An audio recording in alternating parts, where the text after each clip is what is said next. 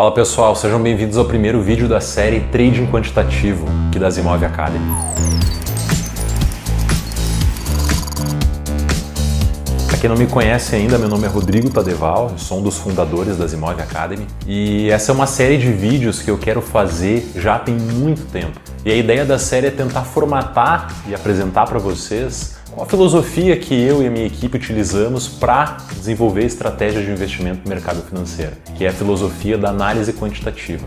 Talvez vocês já tenham alguma experiência no mercado financeiro ou estejam começando agora e viram que existe muita discussão em relação a métodos ou a análises que são viáveis no mercado. Existem duas grandes escolas aqui que são muito relevantes, o pessoal fala bastante dela, que é a análise fundamentalista e a análise gráfica. E eu quero ao longo desse vídeo aqui apresentar para vocês os conceitos, as ideias por trás da análise quantitativa e vocês vão perceber que na verdade ambas podem ser utilizadas, mas que os conceitos da análise quantitativa eles permeiam todas as estratégias. Então eu nem gosto de chamar ela de uma análise, mas sim de uma filosofia que eu, no fundo do meu coração, acredito que todas as pessoas deveriam seguir. Então antes de entrar em detalhes sobre o que ela é, eu quero só situar vocês um pouco na discussão que já existe sobre o mercado e as estratégias que muitas pessoas discutem por aí. Talvez vocês já devam ter ouvido falar sobre análise fundamentalista, que é uma análise onde a gente tenta investir no mercado, comprar ações ou comprar fundos de investimento ou fundos imobiliários ou enfim, qualquer tipo de investimento que a gente faça no mercado financeiro. A análise fundamentalista prega que nossa decisão só deve ser tomada baseada em fundamentos. E o que são os fundamentos? São indicadores econômicos que de alguma forma falam sobre a saúde financeira daquela empresa ou do investimento que a gente vai querer colocar capital. Então o que as ideias fundamentalistas pregam? Que se a gente for comprar uma ação, é muito importante que a ação tenha indicadores muito bons, que ela não tenha eventualmente, dependendo do tipo de negócio, mas que ela tenha bom faturamento, que ela tenha uma segurança financeira muito boa, eventualmente a gente vai querer um baixo nível de alavancagem financeira, pouca dívida, que os cenários econômicos ajudem as empresas. E a análise fundamentalista, a gente pode dizer assim que na essência ela sempre acerta no longo prazo. Então vamos supor um exemplo muito simples aqui, eu vou pegar uma ação como por exemplo, sei lá, Magazine Luiza. Se Magazine Luiza, do dia de hoje até o ano que vem, o faturamento dela dobrar, é muito justo que a cotação das ações da Magazine Luiza também dobre. Ou seja, o preço no longo prazo tende a seguir o fundamento da coisa. Já o analista gráfico é o cara que ele acredita que o preço na qual os ativos do mercado financeiro fizeram ao longo do tempo pode de alguma forma conter informação sobre para onde o preço vai no futuro. Muitas vezes eles olham tanto o preço aliado com volume, tentam presumir que tipo de operações os outros players fizeram no mercado e o que pode acontecer se o preço chegar em certo nível ou outro. Muitas vezes alguns fazem alguns desenhos nos gráficos e a essência da análise técnica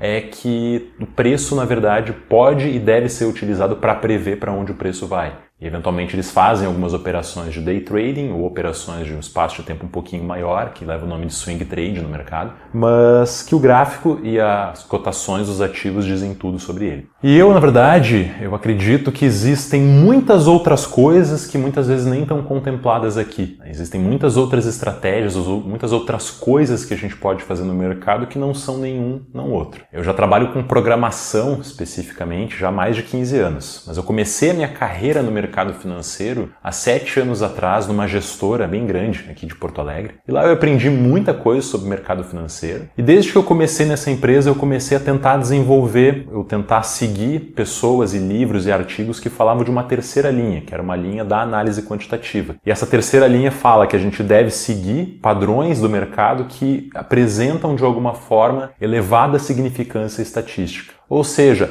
independente do padrão que a gente esteja querendo seguir aqui na análise fundamentalista ou a regra de investimento que a gente quer utilizar na análise gráfica, esses padrões eu não posso sair operando eles de qualquer forma. Eu preciso antes tentar criar uma hipótese, simular isso em dados históricos e ver se o mercado ao longo do tempo me dá uma segurança estatística de que esses padrões são verdadeiros ou não. E aí eu trabalhei ao longo de muitos anos usando essa estratégia nessa empresa. Em 2018 eu saí junto com outro sócio e a gente montou uma outra empresa que também faz parte do grupo Azimov, que é a Azimov Finance. A Zimov Finance, ela é hoje uma empresa que ela vive única e exclusivamente do resultado das suas operações no mercado de criptomoedas, que é o mercado que a gente é especialista hoje. Então a gente tem uma série de estratégias de investimento que foram desenvolvidas usando o método quantitativo e só os sócios da empresa têm acesso a essas estratégias. Então são estratégias fechadas que a gente não compartilha com terceiros, apenas com a gente. Mas o curioso é que a empresa não tem clientes. Então todo o sucesso da empresa deriva única e exclusivamente do sucesso das estratégias. E todas essas estratégias que a Zimov Finance desenvolveu foram de alguma forma derivadas utilizando o método que eu quero apresentar para vocês aqui nessa série. Então essa série ela vai ser bem longa, eu quero fazer muitos vídeos sobre análise quantitativa, eu quero mostrar muitos exemplos de como é que a gente pode desenvolver, testar estratégias que muitas vezes são apresentadas no YouTube pra gente. Na internet ou no YouTube tem muitas informações que são passadas às vezes como dogma, pessoas que dizem, faz isso ou faz isso, que isso aqui vai acontecer. E eu quero mostrar para vocês como é que a gente faz para verificar essas informações e realmente decidir se vale ou não vale a pena colocar dinheiro nas estratégias que nos são apresentadas. Então voltando aqui para a explicação, para entrar em mais detalhes sobre o que é análise quant. Talvez vocês já tenham percebido, já tenham alguma experiência no mercado, que na verdade nem tudo é análise fundamentalista ou análise gráfica. Então imaginem aqui, isso aqui é uma foto que eu tirei do book de ofertas de Ambev F, que caso vocês não conheçam, é o mercado fracionário de Ambev. Então no mercado cheio,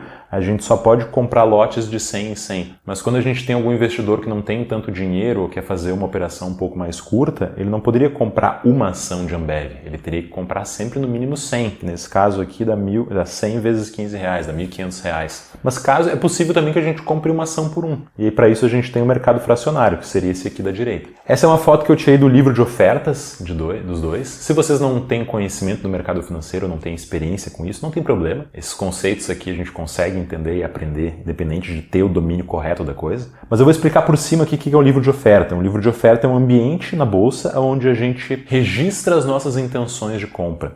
Então aqui a gente tem uma série de pessoas que estão dizendo que querem comprar ações da Ambev e essas pessoas elas têm a sua preferência ordenada de cima para baixo, então tem mais preferência para comprar quem paga mais, e a gente também tem a preferência inversa aqui para quem quer vender. Então quem tem um ativo que vende a um preço mais barato tem preferência. Sempre que algum comprador daqui tiver a intenção de comprar um preço que já está sendo oferecido e colocar uma ordem de compra, quero comprar, por exemplo, a 15,80, eu aceito esse preço, é fechado um negócio. Então é assim que o mercado financeiro funciona, é através desses livros de ofertas, os preços são negociados dessa forma. E aqui eu tenho essa mesma regra, só que para um ativo diferente. Aqui em cima a gente pode ver que é a Ambev F, Ambev 3F. Então é o mercado fracionário de Ambev. Vocês devem concordar comigo que se eu comprar uma ação aqui ou 100 ações aqui, eu estou comprando ações de Ambev.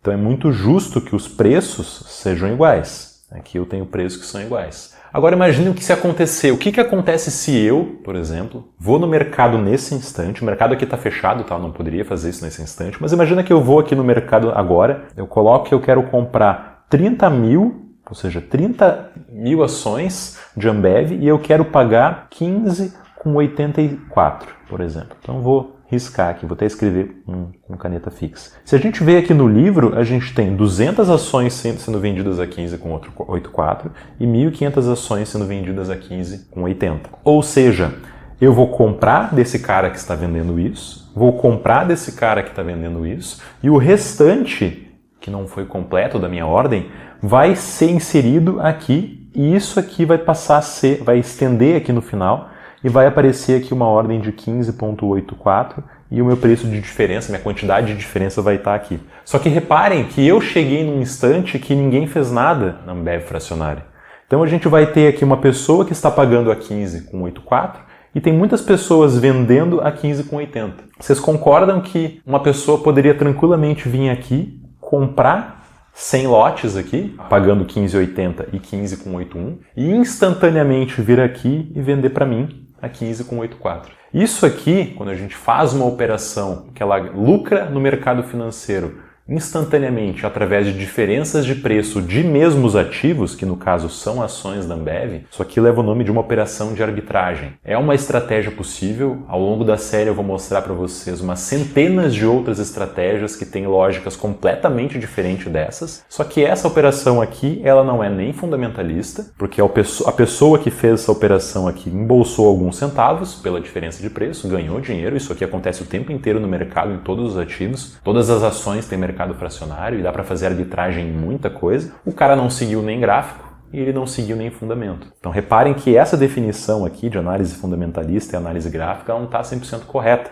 porque existem outras classes de operações que a gente pode fazer que não são nenhuma coisa nem outra. Esse é o primeiro conceito que eu queria que vocês ficassem em mente. Nem tudo é análise fundamentalista ou gráfica por esse motivo. Caso vocês já tenham ouvido falar de análise quantitativa, talvez já devam ter percebido que tem pessoas que dizem que a análise quantitativa é uma terceira classe de estratégias. Então a gente tem análise fundamentalista, tem gente que diz que a gráfica é um outro tipo e que a análise quantitativa seria um terceiro tipo. Como eu defini anteriormente, o analista quantitativo, ou quem segue a filosofia da análise quantitativa, não está preocupado se vai seguir fundamento, ou se vai seguir gráfico, ou vai seguir o que for. Ele só está preocupado em seguir estratégias que apresentaram elevada significância estatística no mercado. Ou seja, ele levantou uma hipótese sobre como ele acha que o mercado financeiro funciona, e aí ele foi lá, desenvolveu essa estratégia e colocou para rodar independente do que for. Então eu, ao invés de colocar dessa forma, eu prefiro colocar o analista quantitativo de uma outra forma. Seria, na verdade, uma estratégia à parte, ou seja, superior a essas duas. Porque ele pode, nas suas análises, desenvolver estratégias quantitativas que têm base tanto fundamentalista quanto base gráfica. E eu gosto de colocar também que, na verdade, o oposto do analista quantitativo não é o analista fundamentalista ou grafista ou qualquer outra coisa. Mas, na verdade, é o analista que eu vou chamar aqui de discricionário. Então, o que seria um analista discricionário, alguém que segue estratégias discricionárias? É uma pessoa, o próprio termo discricionário diz, que não tem regras, ele simplesmente pode seguir a sua opinião, pode seguir o seu sentimento. E o analista quantitativo não, ele vai seguir única e exclusivamente dados. Então, se por acaso tu, alguma vez no mercado, seguiu algum canal do YouTube, viu algum influenciador que falou sobre siga tal estratégia de investimento, na abertura, o mercado vai acontecer isso aqui na abertura, ou quando desenhar esse padrão aqui. Se o cara não te apresentou dados históricos e mostrou por que aquele padrão funciona estatisticamente falando, ou seja, buscou todas as vezes que aquele padrão que ele está dizendo que funciona aconteceu no mercado e quantas dessas vezes o mercado subiu ou o mercado caiu, se ele só te soltar essa informação e tu seguir, tu tá de alguma forma seguindo um trade discricionário. Tu tá seguindo uma opinião, que é uma informação que não tem regras, não foi testado, não foi validado e acontece. O risco quem está correndo é tu. Mesmo vale, por exemplo, caso você siga uma análise fundamentalista e desenvolva uma estratégia que, sei lá, se o mercado, no dia do lançamento de um anúncio de um balanço de uma empresa, o faturamento vier maior do que X%, eu vou comprar as ações de tal forma. Ou vou comprar ações que tiveram um dividend yield superior a tanto. E tu acha que isso vai outperformar a bolsa, ou vai ser superior à bolsa de valores, só que tu não testou essa estratégia, também está seguindo uma análise discricionária. E eu quero deixar uma coisa bem clara. Vocês podem me perguntar, tá, então tudo na verdade deveria ser testado? Tipo, o analista discricionário é ruim? Na verdade, não. Na empresa que eu trabalhei, muitos dos gestores que desenvolviam estratégias do mercado de ações, é muito comum a gente, muitas vezes, conversar com, por exemplo, a equipe de gestão da empresa, ou conhecer o CEO, ou houve uma troca na gestão da empresa e a gente conhece a pessoa que está entrando, sabe da confiança. Então tem muitas vezes que os investimentos no mercado financeiro eles são feitos por sentimentos e é muito normal que existam bons investidores no mercado, pessoas que saibam tomar boas decisões de investimento que se baseiam nas suas próprias opiniões e nas suas próprias experiências.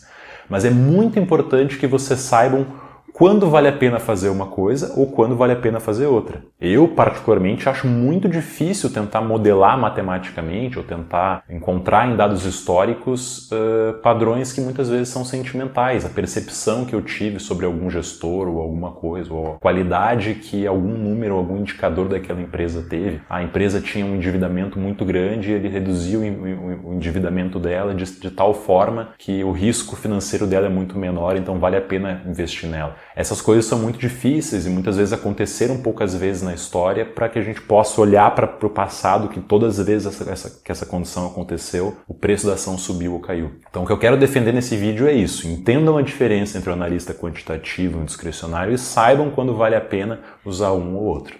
E agora que vocês já conhecem um pouco da filosofia do trading quantitativo e da análise quantitativa, eu quero comentar para vocês qual que é o fluxo e a metodologia que a gente usa para construir estratégias de investimento. E aqui não tem grande segredo. O trader quantitativo ele sempre vai utilizar um método científico. O método científico é a forma que a humanidade desenvolveu ao longo dos anos para gerar conhecimento em qualquer uma das áreas. Então, tudo que a gente sabe sobre medicina, biologia, física, química, deriva e foi utilizado o método científico para que a gente tenha aqueles conhecimentos. O método científico consiste em 4 etapas, que é a observação da nossa realidade. Uma vez que a gente observe a realidade, a gente vai ter que criar uma hipótese sobre a realidade.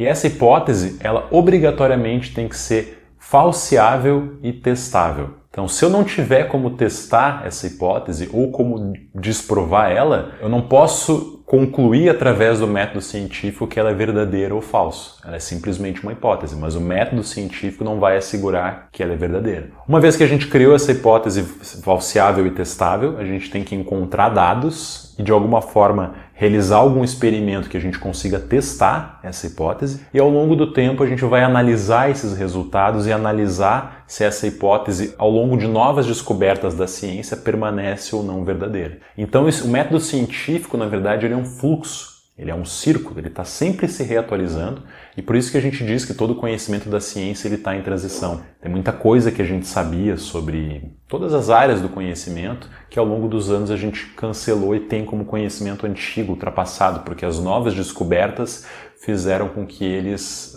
não pudessem ser mais aceitos. No mercado financeiro não é diferente. Então, como é que a gente faz esses 4 passos? Como é que a gente usa esses 4 passos para desenvolver estratégias aqui? Então, qual é o primeiro passo do método científico? Ele consiste na observação. A gente vai observar o mercado. E a gente vai ficar olhando para o mercado e ver se a gente consegue encontrar algum padrão. Pode ser um padrão na nossa cabeça. A gente pode presumir coisas. A análise gráfica aqui ela pode ser utilizada. Do tipo, mas sempre que aconteceu esse padrão aqui de tal forma, será que o mercado não tem uma tendência de subir? A gente vai observar e vai tentar de alguma forma formular essa hipótese. E aí lembrem, aqui eu comentei que uma vez que a gente formulou essa hipótese, ela tem que ser testável e falseável. Eu não posso colocar informações que eu não tenha como falsear isso. Por exemplo, vamos supor que eu invente uma estratégia esdrúxula aqui, de todo dia que o meu cachorro, ele ficou com um bom humor porque choveu, eu vou comprar uma ação na bolsa. Isso poderia ser uma estratégia, claro que não faz nenhum sentido, mas ela é uma estratégia que dificilmente ela é testável em dados históricos, porque eu não vou ter uma série histórica de humor do meu cachorro com chuva em dia de mercado subindo ou caindo. É muito difícil